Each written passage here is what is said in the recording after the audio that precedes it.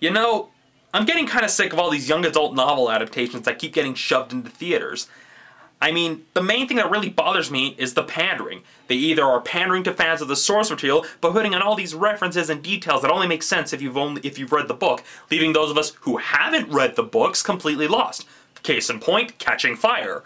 Or they pander to a fan base of some other larger franchise trying to kind of ride on its coattails. Strongest example would be the Mortal Instruments film trying to pander to the Twilight fans and be like, see, it's a nice romantic story with supernatural elements, even though a lot of fans who have read the book say that that's not what it's meant to be at all. Or they have the films that are trying to pander some other target demographic as if they're all some sort of homogenized, money-dispensing hive mind, case in point, Beautiful Creatures. Or they try to appeal to everybody, saying that this is going to be the next big thing since Harry Potter, leaving all these sequel hooks and all this other franchise stuff. Case in point, the Percy Jackson films. Really, I find it kind of sad that films that let the material speak for itself, that don't try desperately to either ride on the coattails of other franchises or try to appeal to some key demographic that they think is going to carry the whole film, when really that isn't quite the case given what happened during a lot of films that came out this summer. Or they're just trying to basically appeal to everybody and end up appealing to nobody. It's just sad, really, because having a film that lets the story, lets the material, lets what it presents stand on its own, speaks for itself, and doesn't try to use any of those other things as crutches, has become rare. And it should be the ideal that a lot of films should strive for. And really, I find that kind of sad. I find it disappointing. I mean, on the one hand, when I do come across a film that lets the story speak for itself, I'm happy, but it's just, yeah. That's all I can really say about it, is that more adaptations need to learn to actually have confidence in their material instead of trying to latch on to what other fan base or franchise that came before it. All that griping out of the way, let's begin this episode of Romney's Reviews.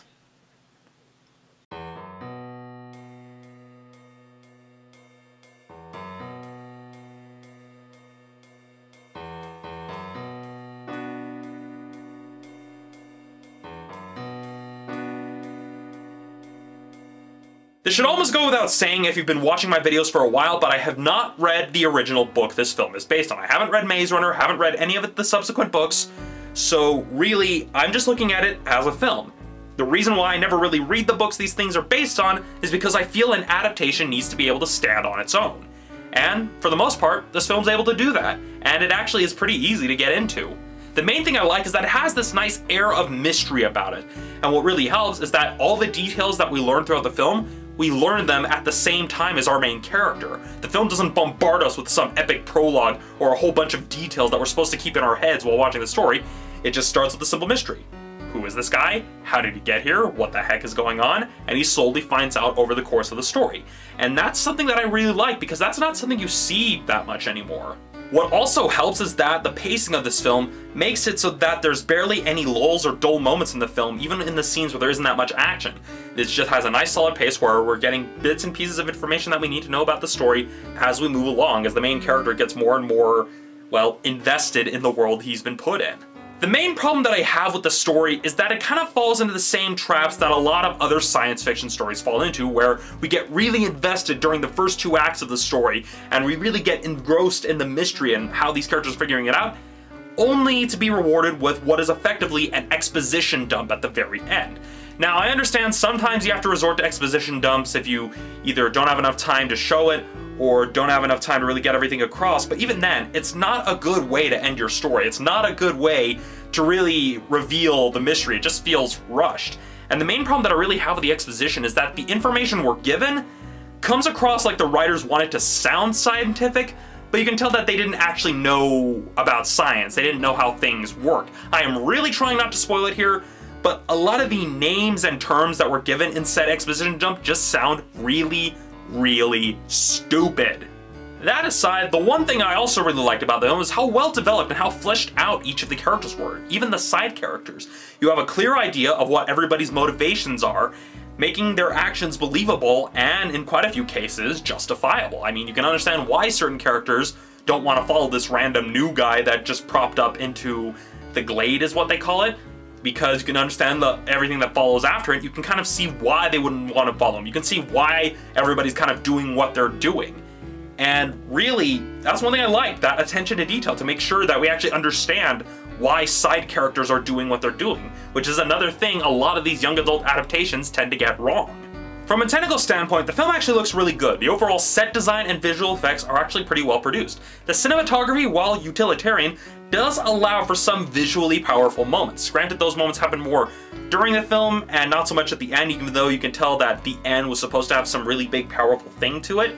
But for the most part, there were some good moments about it. As for the acting, I was actually kind of surprised how well the cast performed, because these are a lot of young actors. Some of them could even qualify as child actors, and there's a reason a lot of people say that child actors don't usually do that good of a job, is because they don't.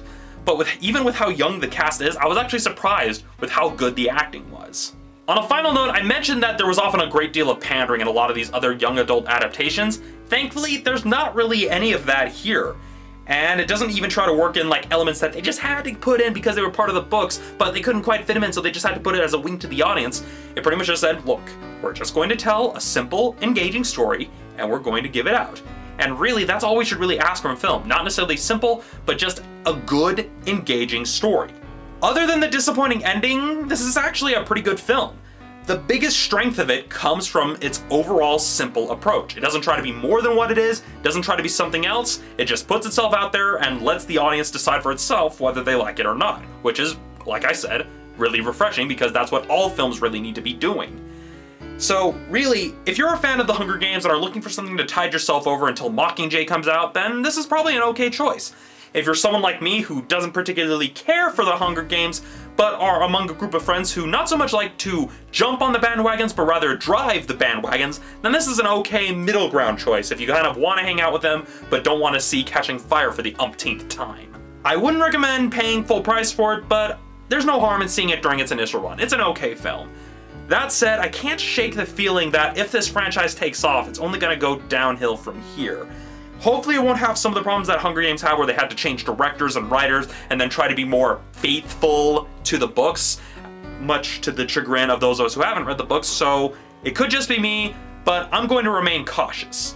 All of that said, I give The Maze Runner a 4 out of 5. So that's it for this episode of Romney's Reviews. Thank you for watching. I'll see you all next time.